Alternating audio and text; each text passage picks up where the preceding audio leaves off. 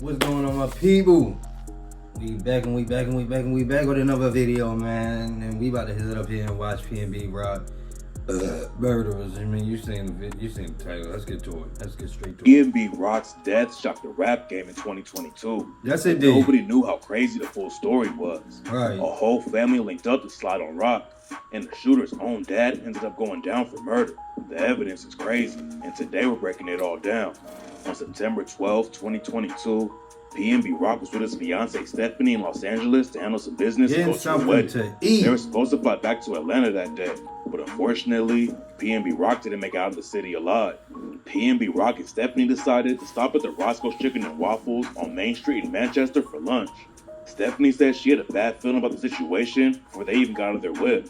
She asked PNB Rock to leave his jewelry in the car since they were in a rough area, but he didn't want to. While they were walking up to the spot, PNB Rock told Stephanie he had a bad feeling too, but said, "It's okay, we got God. God got us." Both of them felt like the situation was sketchy, but they had no idea what was about to go down. Roscoe's Chicken and Waffles is a legendary place in LA, but that don't mean it's not dangerous. Right. Back in 2007, the game dropped its track Murder and raps. Today there have been 10 murders in South Central alone.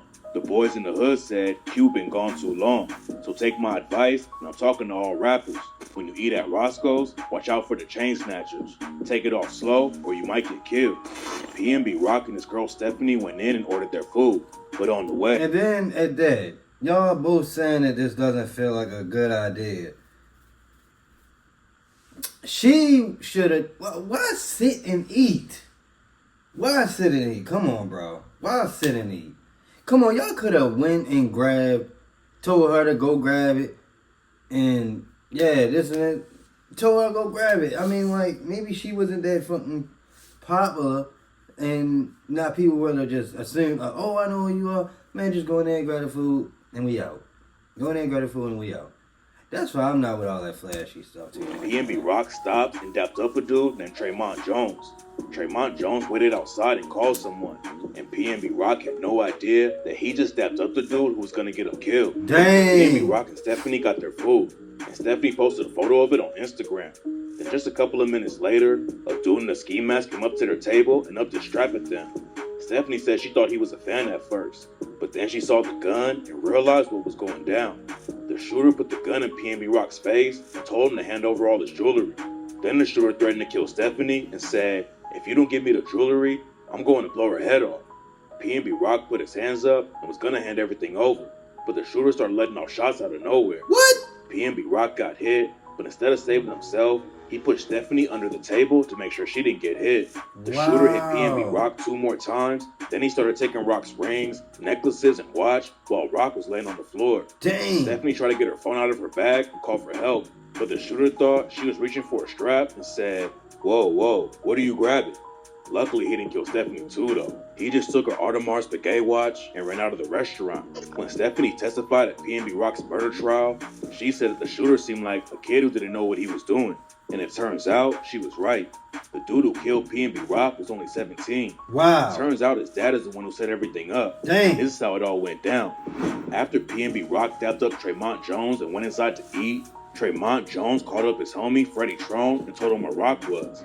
It's not clear if Tremont Jones knew PNB Rock personally, but he recognized him and saw all the jewelry he had on. Right. Freddie Trone rode up to Roscoe's. Wow. Why? Why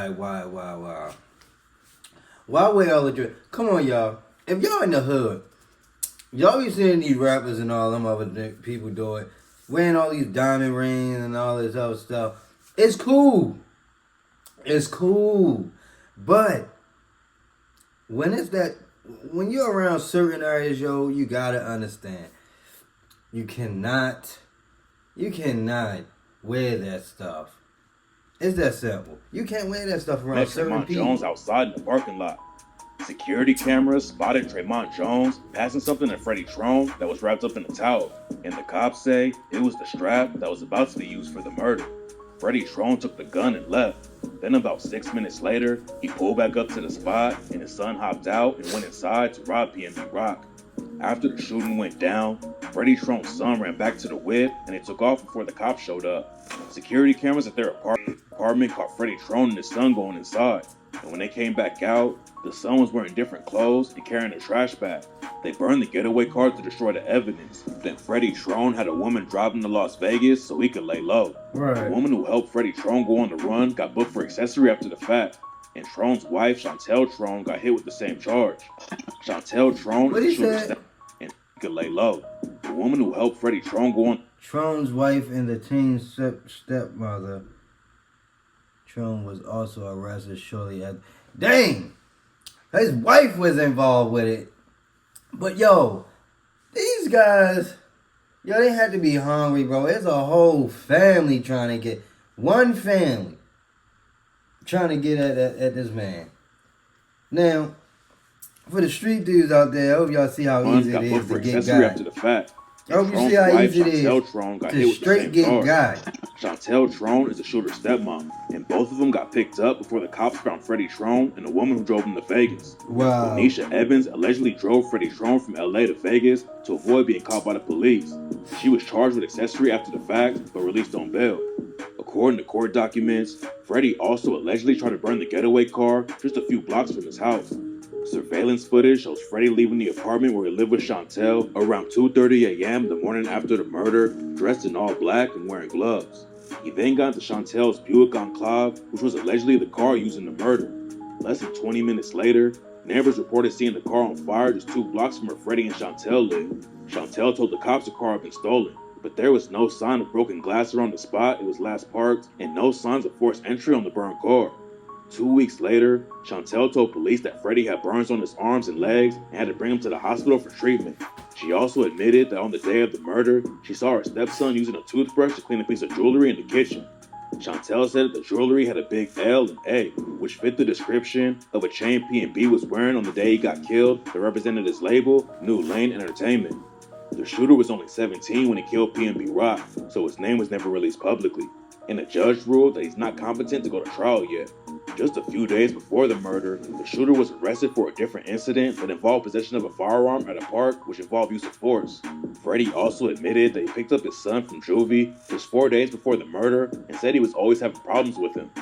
Freddie Trone and Tremont Jones both ended up in court though, and Freddie Trone tried to say he didn't have anything to do with PNB Rock's murder. According to Freddie Trone, he met up with Tremont Jones to buy a bag of weed in the Roscoe's parking lot. Freddie Trone owns a beauty supply shop in the neighborhood, and he said that's where he went after he met Tremont Jones at Roscoe's. Freddie Trone claimed that he went back to the shop, dropped his keys on the counter, and went to the bathroom. And when he came back out, his keys and his son were both gone. While he was testifying, Freddie Trone called his son dangerous, but said that he didn't have anything to do with the robbery. PNB Rock. Hey, bro, he snitched on his own son, bro. Mom went to LA with Billy to be there for the trial, and after Freddie Trone testified, she said his lies are ridiculous. Their surveillance should speak for itself. Chantel Trone and the woman who drove Freddie Trone to Vegas both pleaded no contest to their charges, and PNB Rock's mom said the women in this case, at least they took responsibility, but the men, they're not trying to deal with it. When the trial was over, Freddie Trone was found guilty for murder, robbery, and conspiracy. Oh, wow. And Tremont Jones went down for robbery and conspiracy charges too. Freddie Trone's son still hasn't gone to trial because the judge said he's not competent yet, but he's going to be locked up in juvie till he can face his own murder case. The lawyer for Tremont Jones says that he plans on filing an appeal, and Freddie Trone's lawyer also says he plans on filing a motion for a new trial. They both claim their clients are innocent and there's no evidence that the murder was planned. Freddie Trone's lawyer says that there was no evidence of a conversation about the murder or about a gun. There was only evidence that Freddie dropped his son off at the restaurant and picked him up, but that was enough to convince a jury that Freddie was behind the murder. What makes the whole situation even more tragic is that PNB Rock was talking about moving smarter in the streets just a few weeks before he died. PNB Rock went on DJ Academic's podcast and said that after he lost his older brother to the trenches, he realized that nobody is safe. Ever since my brother got killed, like my oldest brother, I've been moving different since. You feel me? Like, it's just been something in me to just let me know, like, this shit real life. I done seen people die. I done been around people that died. But when that shit hit your crib, it's like, you know, like, all right, no, this shit real life. You feel me? Like, anybody can die. During the same interview, PNB Rock also talks about some other dudes in LA who tried to line him up and rob him while he was out with Stephanie and their daughter. Rock said he spotted the dudes following them around LA in broad daylight, and that street dudes in LA were way more bold than in Philly. PNB Rock came up in a wild part of Philly called Germantown. His dad was murdered when Rock was just 3 years old, so he got active at a young age and went to juvie for the first time when he was 13 on robbery charges. He came back home and hopped right back in the It trenches. seems like And LA. at night, It seems like LA do a lot of robberies. If you from LA, let me know. It seems like they do a PNB lot of Rock got hit with robberies. a 33-month sentence over some drug charges. That's when Rock decided to start going hard in the rap game, and he wrote his first project while he was locked up. His rap name, PNB Rock, came from the name of the block he grew up on, Pastorius and Bainton. PNB Rock dropped his first mixtape in 2014 and got a major deal with Atlantic Records just a year later. Then in June 2016, he hit the mainstream when he dropped the track Selfish and went 3 times platinum. 2016 was huge for PNB Rock, but he was still losing people to one of the craziest gang wars in Philly. That same year, his brother Steph was shot and killed in Philly, and rumors say that it was over a beef between PNB and another Philly crew called the West Side Mafia. A dude from the West Side Mafia named Nemo was allegedly the one who pulled the trigger on PNB Rock's brother, and a year later, PNB allegedly set Nemo up and killed him in front of his crib. Taking Nemo out wasn't enough though. What? Allegedly set Nemo up and threw on PNB Rock's brother, and a year later, PNB allegedly set Nemo up and killed him in front of his crib. Taking him later, while wasn't enough though, and some dudes from PNB started dissing him after he died. A rapper from PNB named Hop Out Blick dropped a track, Where You Been, and raps, "We don't shoot from cars, you know we jumping out on feet, and we flame their whole car, cause they was trying to jump out that Jeep. Ain't no lacking on this block, Lil Saw in every car he see. Ain't no capping in my rhymes, bro, I be in them cars for weeks. I'm trying to do a nigga like Nemo got, send some to the sea." PNB allegedly killed Nemo, so some dudes from Westside Mafia allegedly tried to slide back and killed an innocent dude named Jai Kustas. He must got Sources said self-defense. Jai Kustas was cool with some dudes from PNB, but he wasn't active in the streets. But in September 2017, Westside Mafia allegedly killed him while he was chilling on the block in Germantown. By that point, PNB Rock was already making major moves in the industry and had left the trenches behind, but he was still tapped in with the streets. He shouted out Jai Kustas and his brother Steph on the track Lost You to the Game and raps, "I'm on now, but I'm missing my game. Steph ain't even get to see when I cop that new Mosaic, and Shizzy ain't get to see the jet. We on all these private planes. Rest in peace, my young nigga Jai. Got killed, he was only 16. Hobbs took an innocent soul. Man, he wasn't even in the game." PNB Rock wasn't wrapped up in the beef anymore, but he still wanted to be tapped in with the streets and get back to the community. After PNB Rock got killed, Fat Joe went on Charlamagne the God's show, Hell of a Week, and said he didn't have anything against the shooter taking Rock's jewelry, but there was no reason for Rock to get killed. I used to stick people up. I used to rob people. No, I'm being honest. I'm not trying to front with y'all. I'm not against him robbing them. Caught him, rob him. Why you gotta kill him? I agree. Why you gotta kill him? And that's what bothers me. Fat Joe said rappers are like an endangered species because they're getting taken out by everyone. The cops want to lock them up even if they're not in the streets anymore. And dudes who are still in the trenches get jealous and want to take them out. Right. French Montana even said that record labels are taking out life insurance policies on rappers because they can make millions if one of their artists gets killed. But now it's even crazier because they getting life insurance on artists. At least back then we didn't have that. Is a label signing an artist in good faith if you're taking a life insurance out on him? No, you're praying on his death. You're praying on making millions on his death. Or are they being realistic? I mean, is it? Is it? I mean, that's like saying I'm getting life insurance on myself. I'm praying on my death. I'm not praying on my death. I'm going to pray because a lot of people have it, and life is not guaranteed. Life ain't guaranteed. So I mean, at the end of the day, it's like this. It's business. It's nothing personal. It's business. You done, I get my money back. That's how I bury you. I will bury you. I will take care of all that. I will bury you. I don't know what you might do with that money. You may blow the whole 50,000 or whatever. You might blow the whole thing. Now you ain't got no money to even bury yourself. Because you just blew the whole thing. So, what I'm going to do is put life insurance on you. That's to cover all that. Make sure you good if you go. Because it's possible your thing of going is at a high rate now. You doing your thing. We promoting you everywhere. Everybody trying to get at you now. Both. A lot of rappers So I get don't killed in think their it's bad. hometown. I don't think it's Nobody bad. is safe in LA. After PNB Rock died, Ice-T hopped on Twitter and said that rappers on the West Coast never wear a lot of jewelry because they know how deadly the city is.